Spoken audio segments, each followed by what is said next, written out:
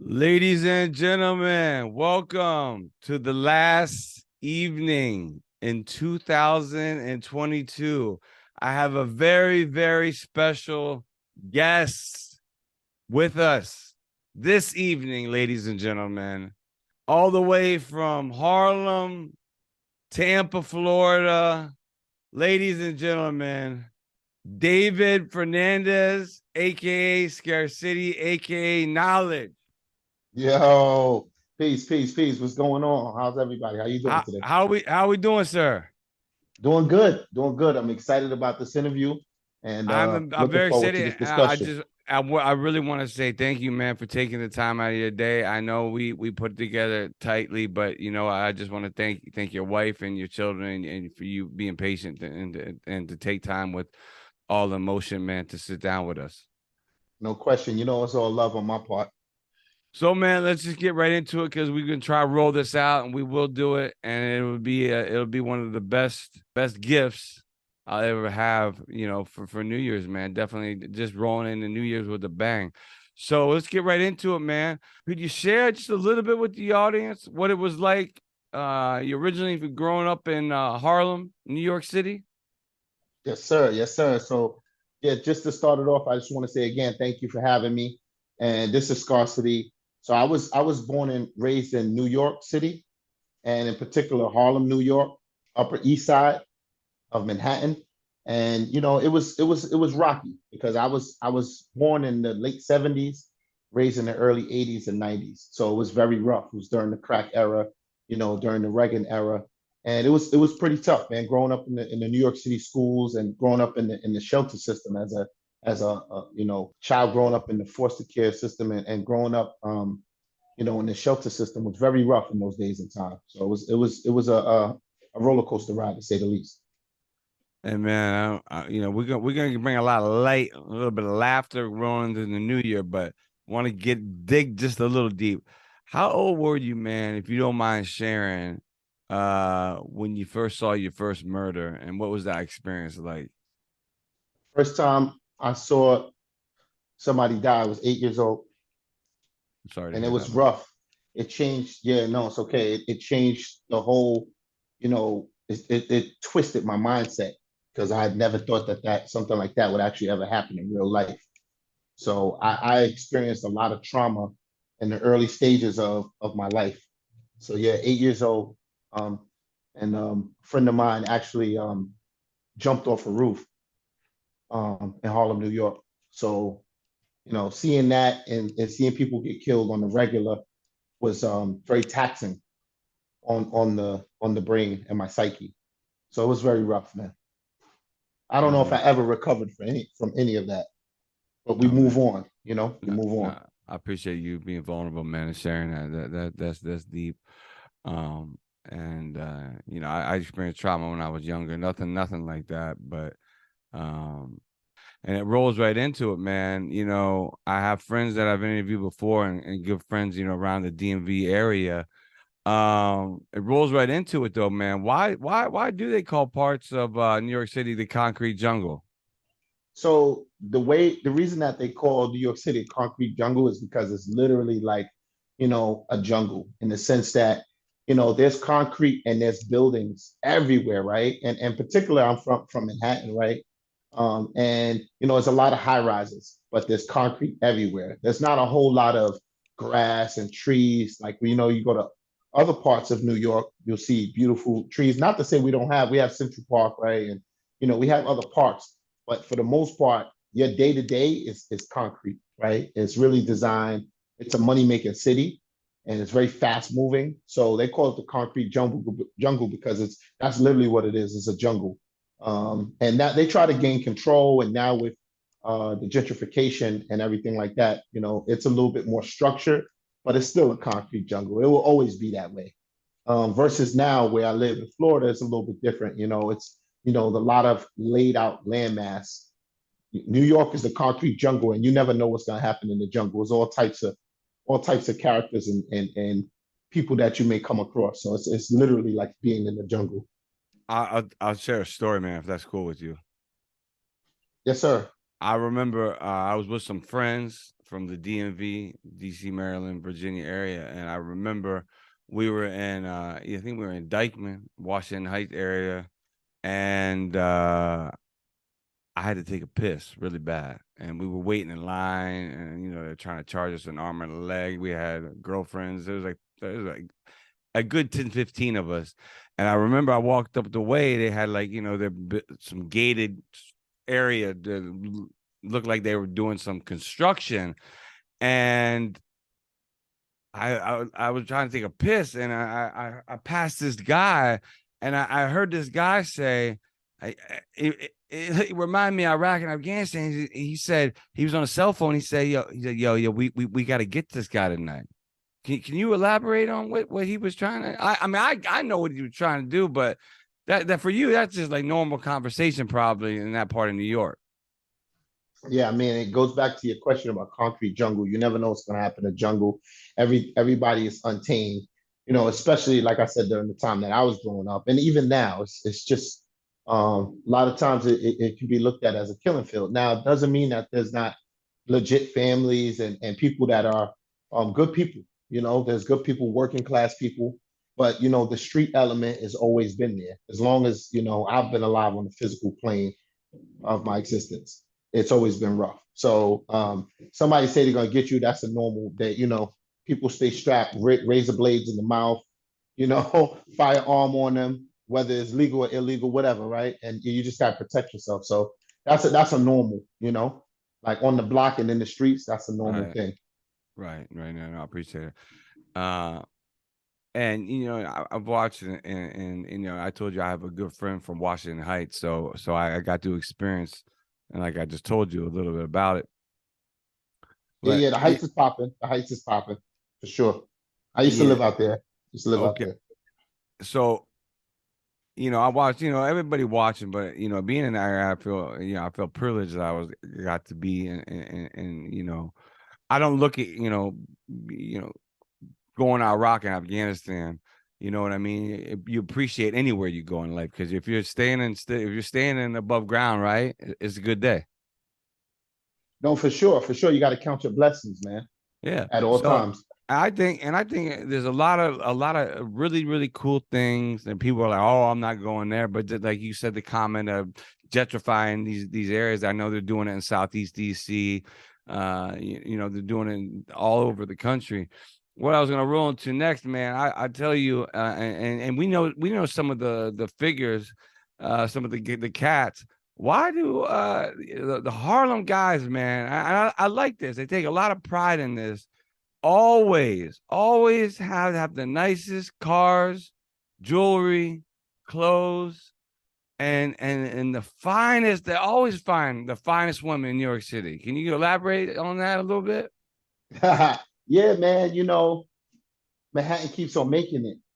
Manhattan is Harlem. Harlem is all about flashiness. It's all about looking good, having the fresh haircut all the time. It would be a regular thing on any given day for me to just say, "Oh, I'm going to get a haircut, get a shape up."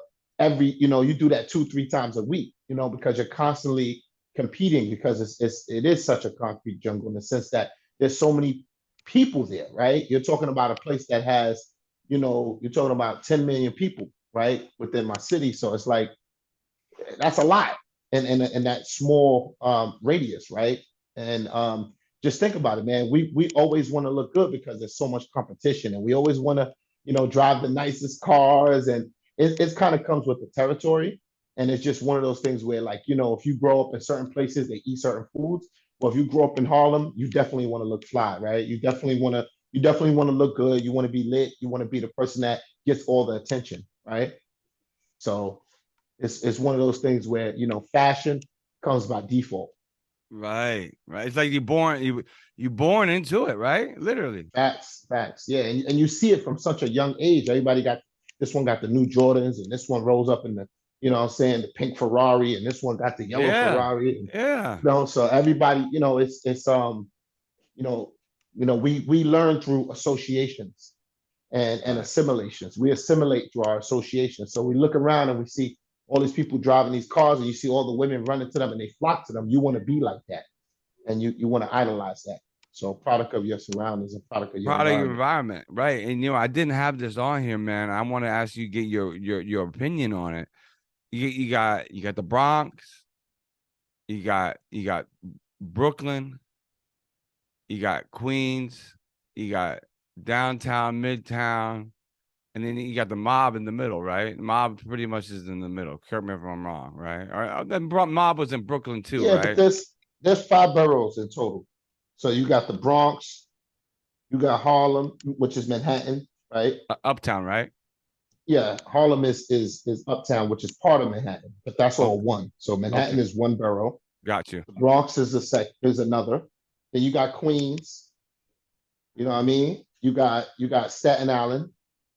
You know what I mean? Yep. And you want to And just get into, like, I just felt like there's always that, and it's kind of like sports a little bit. Don't you agree with me? Like it's always like a competition. Like, you know what I mean? yeah, Who got the and don't flyest forget girl? Brooklyn. We can't forget Brooklyn. Well, you Brooklyn, can't of forget course. Brooklyn. You can't forget All right, Brooklyn, right? And it's 5 boroughs. when you grew up, though, did you see that competition? You know what I'm saying? In between all these. Oh yeah, oh yeah, for sure, man. Like I said, man, I grew up in an era where, it was all about being flashy and making sure that you connect with your people. So I would be in any given borough in any given day. Moving around, doing things. Chasing women, doing all kind of stuff. But there was a lot of competition. There still is. I'm a Brooklyn this. I'm a Bronx that. The Bronx dudes don't mess with the Brooklyn dudes. The Brooklyn dudes don't mess with the Bronx. You know what I mean? The Bronx don't mess with the Harlem dudes. The Harlem dudes don't mess with the Queens dudes. But that's all division. You know what I'm saying? I look at it like, no matter where you come from, you New York rep New York. You know what I'm saying? You even if it ain't even 5 boroughs, if you rep upstate, whether it be Poughkeepsie or Schenectady or Buffalo, you know what I mean? Wherever, you rep where you rep. So I feel like we all one. I don't like the division. It's divide and conquer, but there's definitely that element of division and divisiveness within And the the boroughs for sure. competition.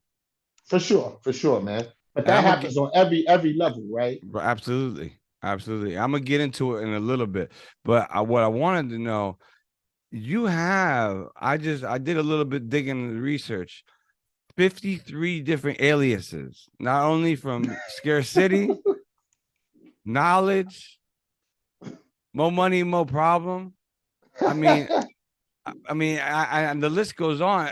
Can you talk about any of these? I mean, some I understand you can't shed light on, but some of these Yeah. aliases, man, can you speak on them?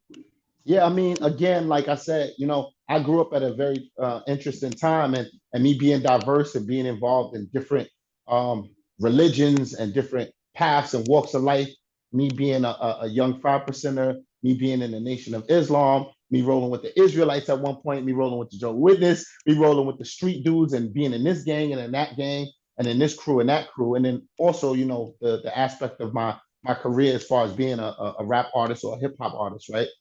And I've had, many different names to represent the personas that came along with that character. So you have, as an example, you have the verbal ambassador. The verbal ambassador is a time where I was dealing with a lot of heavy mental elevation. Like I accelerated and my trajectory just went through the roof.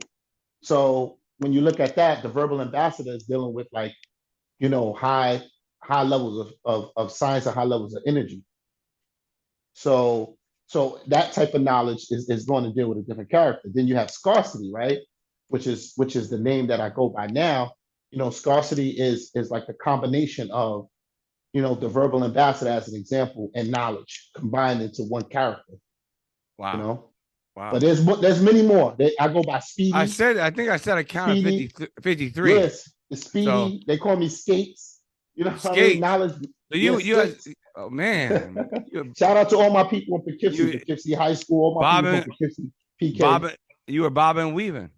Yo, man, I was out of here on that football field, man. Nobody couldn't catch me, man. So, so I want to talk just a little bit about the hip hop. Now, not saying I watch the documentaries, but no, I've read, and now there was a little beef. If you want to shed light on it, at one time, Queen said that they were the ones that started hip hop, but really it was the Bronx. Kool Herc, right? You Yeah. know what I mean? And there was that beef between Queens and the Bronx. Could you for people out there that don't know about hip hop originated in New York City, there was a beef between where hip hop, what borough it came out of, and we all know it came out of the Bronx. Yeah, I mean, now we know and understand that. But the interesting thing that is that I used to live in Queens when I was younger, right? Because Okay. we would travel around a lot because my mom was a single mom growing up in New York City. So we would travel around a lot. I used to be in Queens and I used to be rhyming, shout out to my boy G Smash. We were in a shelter together. I was in Oh, a wow. shelter in Queens, yeah. And then I always had my family in Harlem. So came back to Harlem, and always had family in the BX, right? And I started out really like in Harlem in the BX, but anyway, so coming from Queens, went back to BX to the Bronx, and I never looked at it like where hip hop started. I never really cared about that, you know what I'm saying? Because I always had was ready to rap. I always had my cassette player or whatever it was, right? We had the beats, the instrumentals, and I was just like, yo, let's just rap and let's just do it. I don't care where you from. It's like Rakim said, it ain't where you from, it's where you at. So I never really cared about what you call the origin, but it's known today that hip hop did start in the Bronx. And actually, I live not too far from the birthplace of hip hop. So, I mean, within the specific birthplace, right? And so, it definitely respect to the OGs, to the founders of this, the founders of hip hop. Without them, we wouldn't have this platform, and we need to give them their flowers, and we need to be thankful to all those that contributed to bringing forth this art form. I appreciate that education, man, for a lot of people out there that don't know that. So thank you. Now this is gonna be a tough one for you. Being from living in different boroughs and growing up in New York City, your 5 favorite rappers of all time from New York. Yeah, see that's funny, man, because We could do every time 10. We people we we ask me got about time. my five, We could do 10. If it every make it time easier for you.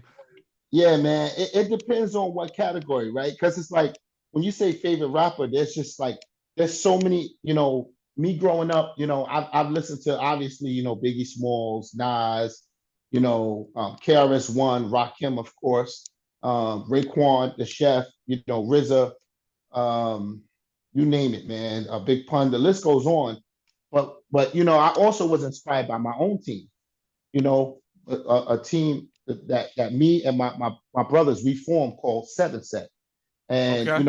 I'm deeply inspired by the Seven Set team, and so that consists of myself, Scarcity, um, my brother Dark Life, my brother Nazai, formerly known as Narain Nazai, and my brother O7, you know, who he actually has another group called Undeniable, so shout out to him and Synergy. And, those brothers, they inspired me heavily. Upper Notch inspired me. My brother Infinite Mind inspired me. So I have a lot of inspiration, um, you know, throughout, growing up. But in terms of like the notable names, like the ones that I mentioned, also Big Daddy Kane. I mean, the whole Wu-Tang Clan inspired me, heavily.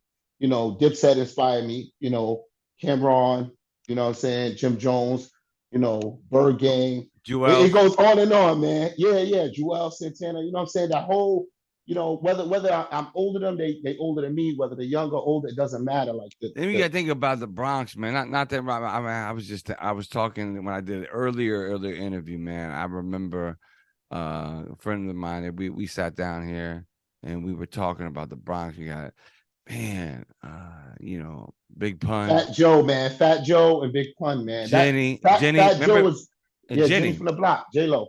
But listen, Yeah. but J Lo wasn't an inspiration for me as far as like No, hip I hop. know, You I know what know, I'm I saying? know. We just Fat got to. Joe, Yes, Fat yes, sir. Joe is huge inspiration for me personally, and Mobb Deep. I can't forget them, straight out of Queens. Mobb Deep and Capone and Noriega. Noriega now has Drink Champs, and Yes, Capone sir. and Noriega. Those are very very critical inspirations for me at the time when I was coming up. It was very critical because the words that they said, I was moving to the marching to drum and beat. But like I said, Wu-Tang Clan probably one of the biggest inspirations to me. Everybody in the Wu. So shout out to Wu-Tang Clan and all the Killer Bees and all of the affiliates as well. Killer Army, So definitely, man. I actually have a song with one of the brothers from Killer Army, Knife Prince. Oh, So that congratulations, man. song, yeah, that song will be coming out. And I also have a song with Cambada coming out in 2023 as well. And Cambada is a solo artist who's extremely talented, highly educated, and his music is just on another level. So I have a song coming out with him and a song with Knife Prince from the Killer Army. So a lot to look forward to in 2023. So, Ice Cube was on Howard Stern, okay? And I want you to just, if you don't mind, just give to, my mom, not to put her age out there. She was a hippie, and she never understood hip hop when I listened to her. I'm a couple years younger than you, but I listened to. My sister raised me, man. She raised me on In Vogue, Naughty by Nature, Salt and Pepper. You down with OPP, you know what I mean? I was 3, 4 years. Well, I was 5 or 6 years old. For people out there that don't understand, man, could you break it down? Um, you know, what is hip hop? And because I think I brought with Ice Cube, I think it was somebody from Kiss told Ice Cube that hip hop, they got inducted in the in the music, the Hall of Fame, right? You know what I'm talking about? Yeah, yeah, yeah. And one of the members of Kiss said to Ice Cube, he said, hip hop is not rock and roll. And Howard Stern was interviewing that, and Ice Cube, he, looking at NWA, things of that nature. I just, as you're out as an artist as yourself, just want to see your thoughts, and people that really don't understand, you know, hip hop was such a big, big, big, not just on the West Coast, but New York City, man, it's huge. Yeah, yeah, yeah. I mean, groundbreaking and inspirational to artists of every genre out there. You know what I'm saying? So, like, it's interesting that they would say that. I'm a fan of Kiss, and my daughter likes to play the guitar. She plays Kiss songs, but yeah, hip hop is broken down into 5 elements. It's MCing, which is when you MC, you become an MC, right? The master of ceremonies, right? Right, And then you have DJing, right? Which is really how hip hop started, is through DJing, right? Whoever controls the ones and twos, as they used to say it, whoever right, controls the dials, right? right. And then you have breaking, which is break dancing. That was a big element of hip hop. Our form of expression through dancing, break dancing. And then the graffiti and then the beatboxing, which is beatboxing is something that I mastered when I was a little kid. And Yo, because man, we that's no joke. That's no joke, man. You yeah, gotta be, man. you gotta be. I studied Listen, Dougie Fresh. Dougie Fresh is from Harlem too. Shout out to Dougie Fresh. And amen. and I learned how to do that because when we were in school, we wanted the beats, and every time you didn't want to beat on the table, so it's like, That's no joke, man. You you know got, what I man. mean? Like it takes a lot to do No, that, that's and a lot, man. hip hop comes from improvising, right? Being creative and coming up with A ideas. lot of disco, a lot of, man. I'm be honest with you. My mom, grew up in the '60s, right? She was a hippie. I love my mom. Love you, mom. But I mean, disco, man, had a lot of influence Uh, with hip Oh, hop. disco, jazz. I mean, it's all hip hop is really a fusion. You know what I mean? You knowledge me. So Perfect, it's a perfect. fusion. Yeah. You have the jazz. You have the soul music, the rhythm and blues. And R&B. I look at it as rhythm and poetry, right? Right. So it's about poetry, and then things morph into other subcultures. However, what I'm saying is that I was heavily influenced by my mom. I want to give a big shout out to my mom as well. I'm saying? My mom, Two Moons. Definitely shout her out because without her, I wouldn't even know what hip hop was. So, Wow. she's the one that she actually had me in the studio when I was around age 7 or 8. I Okay. was in the studio. My mom had me in the studio because she saw the potential in me. I had the ability to put the words together very quickly. And I've always been a freestyle artist, like meaning I could just right now, I could just start talking about all emotion, you know, and start talking about, you know, different aspects of what's going on in the world on the fly. I have no problem with doing that. And I've always been able to do that. So my mom saw that ability and she's like, you know what? Like, we're gonna get you in the studio. Lo and behold, I continue that process here, and now I'm an artist, and I also manage other artists as well. So it turned out well. That's awesome, man. I think you've been just shedding that music on us, and definitely educating a lot of people out there. Hey, I want to know, man. I heard from a small little birdie that you might be coming over and joining the AIM, the All Emotion team. And you have a Yes, lot sir. going Yes, on. sir. You have a lot going on, but what made you want to consider that? Because I know you're still on the fence, but it looks like you might be coming over to help myself and the team here at All in Motion. Indeed. I mean, think about it, my brother. It's like, it's the logical step for me, right? I have a big following. All Emotion has a big following, and I suggest all the viewers, all the people that love Scarcity and love what I do, to definitely obviously check out, my Instagram at Team Scarcity One, and also check out the All Emotion podcast on IG as well. But outside of that, we both have large followings. And then when I click with someone the way that I clicked with you, I'm like, let's see, what we could do with this. And I have a lot to bring to the table. It's not just music, but I have interesting views on politics. I study politics very deeply, and a lot of other things, right? Business and technology and information technology and cybersecurity. So those are areas, as well as cryptocurrency, right? Those are areas that I specialize in, and I help people, and I have businesses in those fields. So it just made sense organically for us to just kind of form a partnership and to work together. Inspired myself working with a group called ESP. That's the first group. We were the Eastside Platoon, and then we went to Elite Soldier Platoon, which is Uptown Harlem, Spanish Harlem. Shout out to Spanish Harlem, El Barrio. You know, that's the first group that I had a chance to be a part of, is ESP. And big shout out to Tama for putting that group together. My brother Tama represent ESP and the whole East Side, So everybody on that team, shout out to y'all. And yeah, man. Yes, man, it's always a pleasure, man. I personally, I really do thank you for your time. I look forward for you coming over, man, and this partnership. I'm very excited, and I appreciate you taking the time away from your family on New Year's, man. And just want to say thank you so much. And is there anything else you want to say to the world before we Yeah, bring in man. 23? Yeah, we bringing in 23, man. I want to give a shout out to my wife, BDV. Y'all can find her at NDV Music. Want to give a shout out to my kids. You know what I'm saying? Both of my daughters. And, like I said, man, definitely shout out to all my family and friends. I definitely want to give a shout out to my boy, Ice the Artist, representing Yonkers, New York. He's up and coming. Give a shout out to my boy, Desi the Eagle. Um, my boy, Moon Swings, KO Gold.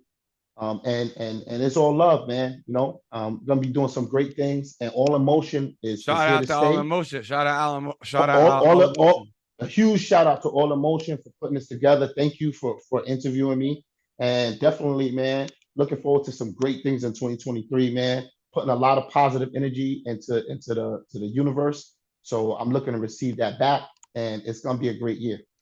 Hey man, real quick, lastly, how can people reach you, man, if you care to share? Yeah, so if you want to hit me on Instagram, it's at Team Scarcity One, and the same thing for TikTok at Team Scarcity One. And my website is thescarcityshow.com, and Scarcity is spelled SCARCITY. So check me out on thescarcityshow.com. Some interesting things. I teach classes on cybersecurity. I teach classes on financial wellness. So I'm doing a lot of things, man. Looking to network with the community. Shout out to all my family and friends, my brother, my sister, my brother Dark Life, my sister Empress Leah, like all my team and my family, man. So definitely stay tuned, and it's gonna be a lot of interesting things to come for this year. I I want to appreciate it, Jake. Hey, no, I appreciate you, man, and I'm gonna tell you why, because this is the first time I'll try to not get emotional here. No, I just want to say, man, this has been a big gift because this is something I'm really proud of, man, and it took me a long time to put this whole thing together, man, and I Yeah, want we've to been say talking about it for a while. And no, actually, one not more just you, shout out. man, but the whole Oh, podcast. oh, But the you, podcast. Oh no, no, no, no, no, we not out of not here. the podcast, man. But me putting this together and we getting it out before 23, we're gonna get it out. So I'm not trying to get emotional because, man, Right. I just want to say thank you so much, man. And we really appreciate your time, man. For sure, man. Let me just give two more few shout out before I Oh, leave for sure. for Go the ahead, new for year. sure. I want to say Happy New Year to all my family and friends out there. I definitely give a shout out to my girl Emma from E2K from the Healing Queens. I want to give a shout out to her. She has a podcast as well, and it helps women with domestic violence issues and wellness issues and situational issues. And I'll give a big shout out to her. She also has the Healing Kings as well. And a shout out to my cousin Just Ice, who's like, what I'm saying, younger than me, but he's like my soulmate. We've been building for years, so definitely shout out Justice. And yo, man, let's make this a great year. All in motion. There's so many more to come. This is part one of three. So let's do it, Dave. Hey, thank you, man. Hey, man, thank you so much, and I appreciate your time. You indeed, no doubt. I'll see you soon. All right, peace, my brother.